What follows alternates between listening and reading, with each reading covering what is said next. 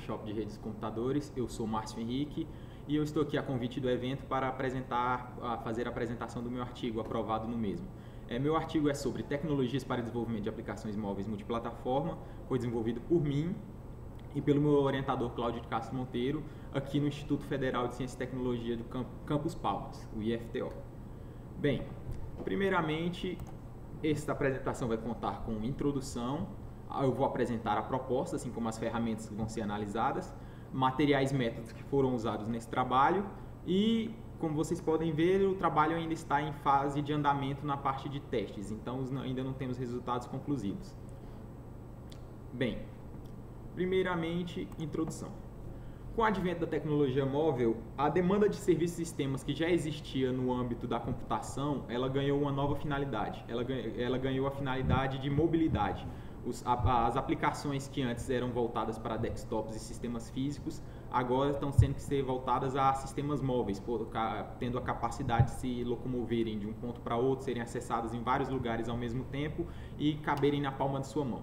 E isso gerou um crescimento significativo voltado à mobilidade e ao acesso rápido da informação. Bem, esse aparelho aí, como visto no slide, ele é o smartphone. Hoje 90% da população, talvez não tenha estudo conclusivo sobre isso, mas uma grande parte da população já possui esse tipo de celular, um computador basicamente, um computador de bolsa. Ele hoje substitui várias ferramentas como lista de buscas, as famosas páginas amarelas com a internet, com a ajuda da internet, calculadora, relógio, agenda, anotações e vários outros serviços, aplicações em comum.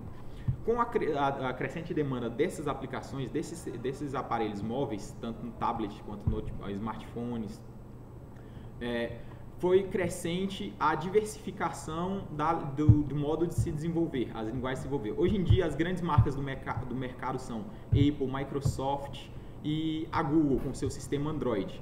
Cada uma dessas marcas possuem, a Google não, ela serve seu sistema para diversas outras marcas usarem como um sistema livre, mas as outras marcas em si, como Microsoft e Apple, possuem seu próprio sistema operacional, que são o iOS, o Windows Phone e o Android da própria Google, como eu já expliquei. Esses sistemas eles têm uma grande diferença que aplicações desenvolvidas para ele são desenvolvidas com linguagens específicas e diferentes entre si. Então, se uma empresa resolve desenvolver uma aplicação voltada para um objetivo específico, ele tem que possuir técnicos e programadores capazes de fazer nas três linguagens ou técnicos suficientes para cuidarem das três linguagens, caso eles queiram distribuir em larga escala e independente de marca ou sistema. Isso gera um grande custo nas empresas. Com isso, foram surgindo modos de desenvolvimento como o que vai ser apresentado aqui nessa introdução e que vai ser avaliado por mim nesse trabalho. Como vocês podem ver aqui nessa imagem, os métodos de desenvolvimento hoje mais utilizados são o método nativo, que é o método em que você tem total controle sobre a aplicação, sobre o aparelho e sobre o sistema operacional do aparelho e as aplicações que rodam em cima deles. O HTML5, que é o modo mais utilizado hoje para desenvolvimento de ferramentas web e web mobile, que são sites e aplicações web voltadas para dispositivos móveis. Só que apesar de exigir baixas habilidades de desenvolvimento, ela ainda tem uma restrição muito grande com o fato acesso ao aparelho. Ela não consegue rodar somente em cima de um browser. Apesar de ser multiplataforma, ele não tem uma compatibilidade, como mostrado aqui nessa imagem, parcial com o sistema, diferente da nativa, que possui uma capacidade total com o sistema e que ele só roda na plataforma em que ele está sendo desenvolvida. Como, por exemplo, um aplicativo em Android só vai poder rodar na plataforma Android. E feito em iOS, em iOS só vai poder rodar na plataforma iOS. Por isso, foi criada a aplicações híbridas. O que são aplicações híbridas? Elas englobam o melhor dos dois mundos. Ela, através de ferramentas específicas, frameworks específicos, elas são capazes de rodar e acessar ferramentas do sistema operacional e do seu aparelho, do seu dispositivo, como também possuir uma variedade grande, uma diversificação grande no âmbito de criação, no âmbito da interface em que o usuário vai mexer. Assim como possuindo também um molejo, digamos assim. Ela consegue interagir, ela consegue te dar uma capacidade de desenvolvimento grande no fator de interface. A proposta desse trabalho. Esse trabalho ele visa basicamente analisar e avaliar a performance através de um grupo de ferramentas que trabalham para desenvolver aplicações híbridas através de um estudo de caso voltado para o gerenciamento de animais domésticos. Vai ser criado um estudo de caso de um aplicativo, de uma aplicação que vai ser construída com essas ferramentas, foi construída com essas ferramentas, não vai ser, já foi construída com essas ferramentas, e vai ser estudado, vai ser analisado buscando, através de métricas de desempenho da aplicação no aparelho, avaliação com o usuário final, que vão ser feitos testes, estão sendo feitos testes com usuários finais, e avaliação da experiência do desenvolvimento com a ferramenta por um desenvolvedor, no caso que fui eu que desenvolvi a ferramenta. As ferramentas eu que desenvolvi a aplicação, desculpe, eu errei mais cedo. As ferramentas utilizadas são o Ionic, que é um framework de views web, ele é um framework voltado a transformar a linguagem HTML5 para formato de telas e dispositivos móveis, como um tablet, voltar ao desenvolvimento de front-end, de views HTML5 para dispositivos móveis como tablets, celulares. O AngularJS, muito conhecido já, um framework voltado a criar single pages apps, aplicações de uma página, tratando toda a DOM e a interação da DOM com o sistema por baixo e com outros sistemas web. E o Cordova. O que é o Cordova? O Cordova ele é uma aplicação voltada a encapsular todo esse código HTML e JavaScript que vai ser criado e transformar esse código e compilar esse código dentro de um container para que esse container possa acessar as aplicações do sistema que o JavaScript e o HTML vão chamar. Ele é como se fosse o tradutor, ele vai fazer toda essa interação entre essas duas primeiras ferramentas e o sistema operacional do dispositivo móvel. O caso de uso. O caso de uso aqui, o estudo de caso, ele vai ser voltado nesse caso de uso aqui de sistema, onde o usuário final, o cliente, nesse sistema de gerenciamento de animais domésticos, vai ter a capacidade de se cadastrar, de fazer login ao sistema, cadastrar animais, alteração de perfil, cadastrar uma carteira de vacinação para o animal, com a carteira de status do animal, contendo pesagem, vacinação, através de umas vacinas cadastradas buscadas em outro sistema, em um sistema terceirizado, e tudo isso vai ser salvo, mais à frente eu vou explicar que tudo isso vai ser salvo em um serviço web externo, porque a grande característica de aplicações multiplataformas é que elas rodam em mais de um sistema operacional a mesma aplicação, com algumas pequenas alterações de código.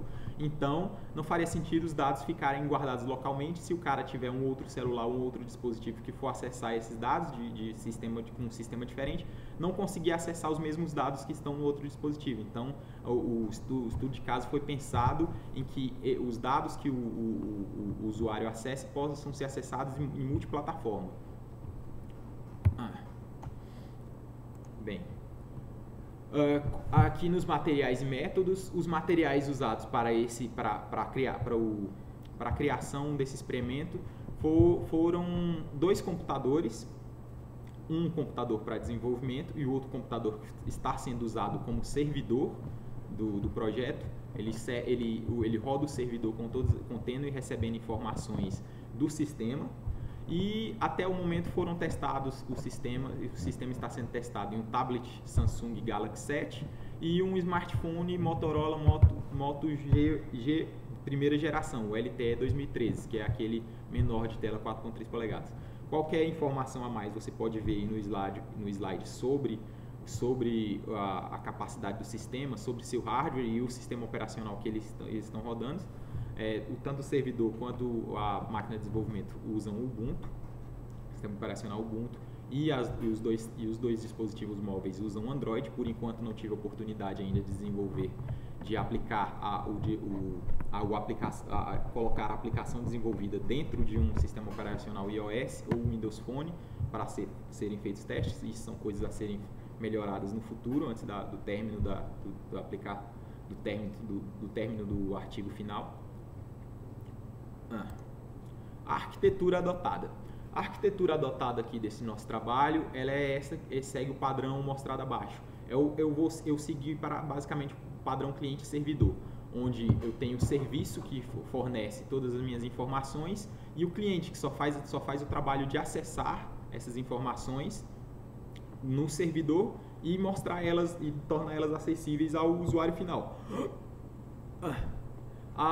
O cliente web, que no caso na verdade não é web, é a web application, a hybrid application, que funciona, mas que no fundo na programação foi feita com linguagem web e vai usar as linguagens HTML5, JS, JavaScript e CSS, usando os frameworks, as ferramentas que estão sendo analisadas. Todas essas ferramentas usam como principais linguagens essas três aqui. O controle e o service aqui, como visto, vão ser feitos com AngularJS e o container, a encapsulação disso tudo, vai ser feita pelo Cordova. As três linguagens aqui em cima são basicamente a source do Ionic, a ferramenta que também está sendo analisada nesse projeto. O servidor, ele vai conter um conector de driver chamado ORM Sequelize, que também é feito em JavaScript, porque o nosso servidor vai ser um servidor RESTful Node.js com Express.js. Por que eu optei por esse servidor? Porque ele está sendo amplamente utilizado por ser capaz de receber uma grande demanda de informação com baixo custo de processamento. Então eu optei por usar ele pelas ferramentas que nós temos aqui para a criação do projeto.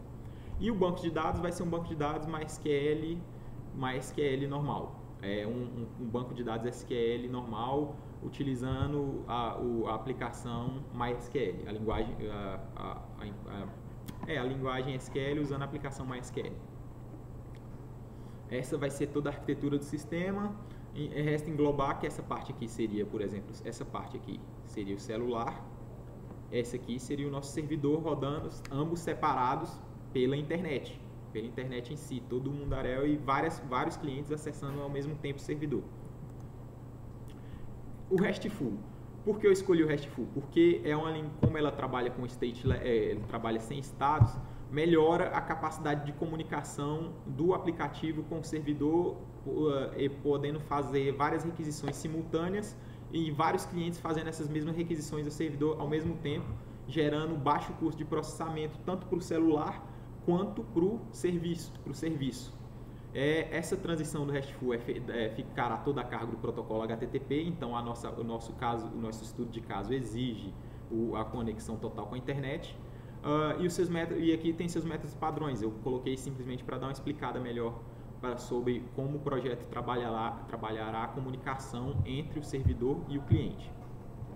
Ele trabalha a comunicação entre o servidor e o cliente com os métodos put, delete, get e post.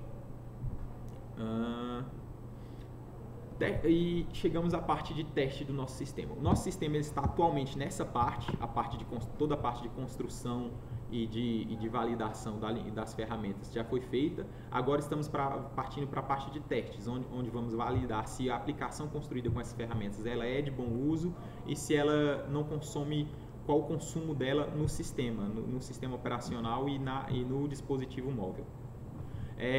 Vamos ter feito testes com o usuário, buscando avaliar a experiência do usuário, a capacidade de aprendizado dele e a taxa de aceitação. Por enquanto, esses testes estão sendo feitos dentro da própria aplicação, como mostrada na imagem aí. Ela possui uma opção chamada questionário de satisfação, onde ao cliente, ao clicar, ele vai responder esse questionário com algumas perguntas voltadas a descobrir se ele teve dificuldade com o uso do sistema, se o sistema travou no celular dele, qual a capacidade de aprendizado dele, se ele gostou da interface do sistema. Perguntas que levam a verificar se a aplicação conseguiu passar uma boa impressão de uso, uma boa uma boa capacidade de aprendizado e consegue uma boa taxa de aceitação com o público final, do mesmo jeito que aplicações nativas conseguem. Aplicações, se ele não deixa faltar em nada com relação a aplicações nativas. Essa aqui é uma foto do nosso sistema já em desenvolvimento e já em testes.